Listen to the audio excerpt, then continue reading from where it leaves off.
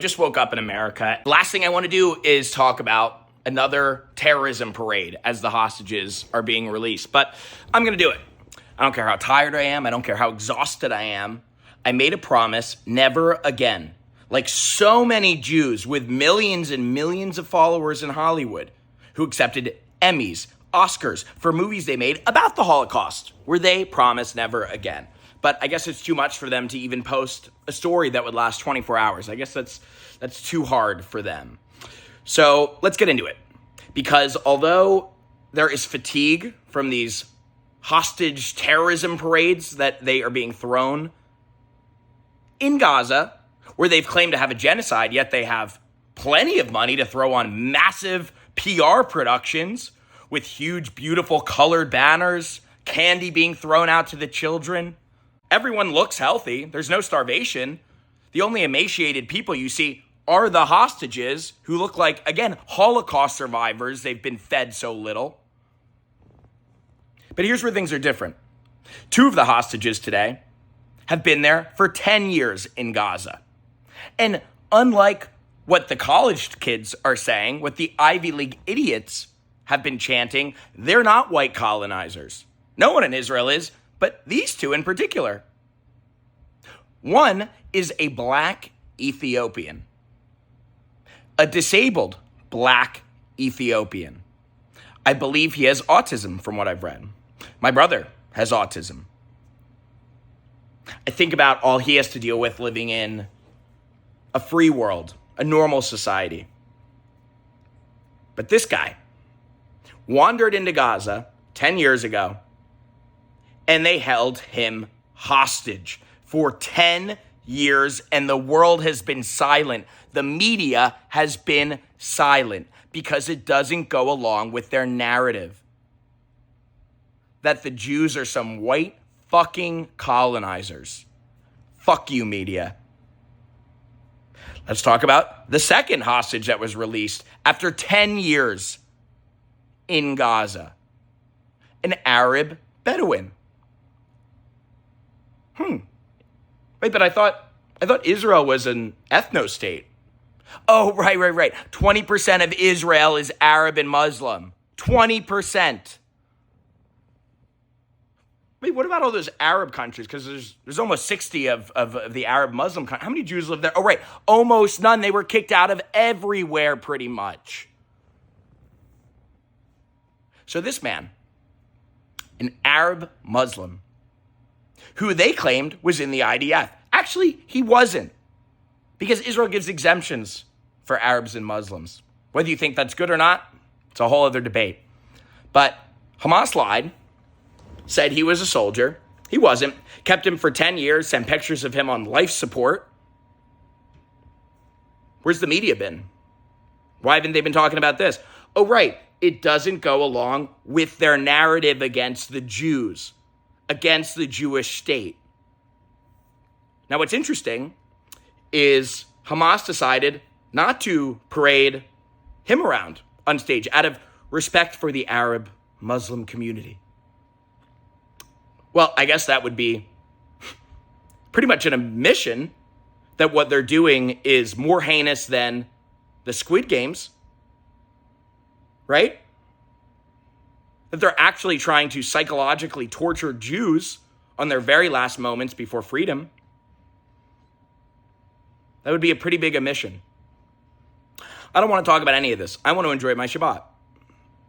But no, Hamas does this on Shabbat so that we can enjoy Shabbat. That on our day of peace, we have to be in pain. So, those are the 2 hostages that were there for 10 years. Today was the biggest hostage swap. We are now getting 4 people who were also taken on October 7th from their families, from their friends, as they watched most of their family and friends be murdered at the kibbutzes or the Nova Music Festival. All these people look emaciated. The media still won't call Hamas terrorists.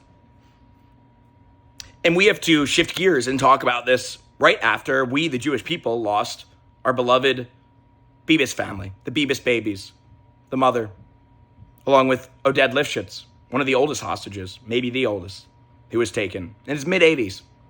They came back dead. just 2 days ago.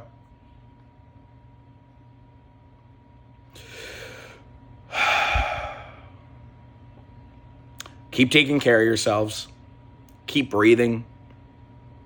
I'm not sure how many of you guys know this, but before 10/7, a lot of my focus was on mental health. That was a lot of what I was doing with my videos. I was a pretty big mental health advocate. I had a show called What's Your Problem, which was like therapy on the street. That was one of my projects. I had an eating disorder when I was younger. I went to rehab at 13. You got to take care of your brain. I don't know what lies ahead. I don't know how Israel can keep going along with this Hunger Game horror show. I mean, that's really what it feels like for the Jewish people. Not just the Israelis, the Jewish people all around the world who care. Sorry, Scarlett. No, you're not one of them. But we're going to get through this. I'm not just saying that, I believe it. And we're going to keep being the Jewish people, the Jewish state.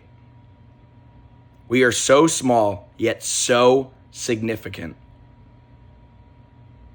And we're going to get through this. Because everything Hamas has said is a lie. And everything Israel has said is to celebrate life, to cherish life, to protect life. There's no genocide in Gaza.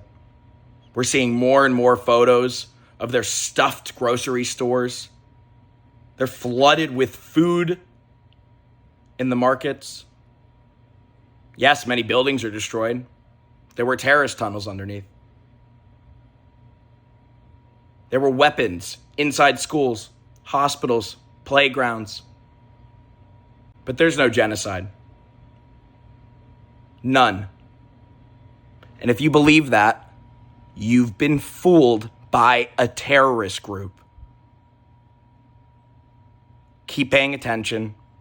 Keep sharing the truth. I know it's hard. I know we want to turn our phones off. I know we want to stop sharing. I feel that. I don't want to do this right now. But history is hovering over our shoulders. It's watching us and it is whispering in our ears to do the right thing, to speak up for our ancestors, survivors of 3,000 years, so that we could pass on this sacred tradition, this thing that is Judaism. Keep going, guys. There's better days ahead. We're getting towards the end of this nightmare, this clown show, and this chaos. But don't give up. I promise you I won't. I get so many messages from so many of you telling me that I'm encouraging you to keep going. But the truth is, you're encouraging me to keep going. That's the one beauty of social media. It's putting on the biggest anti-Semitic campaign in history. Never before has lies about Jews, the Jewish people, the Jewish state, ever been able to spread to so many corners of the earth because of social media. Yet,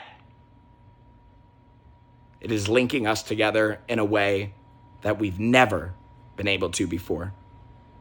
Keep sharing and keep staying true to yourself. Thank you guys for watching and continuing to give me hope, to give me strength. And I will keep channeling it out into all of my art, into all of my work. We got this together. Shabbat shalom.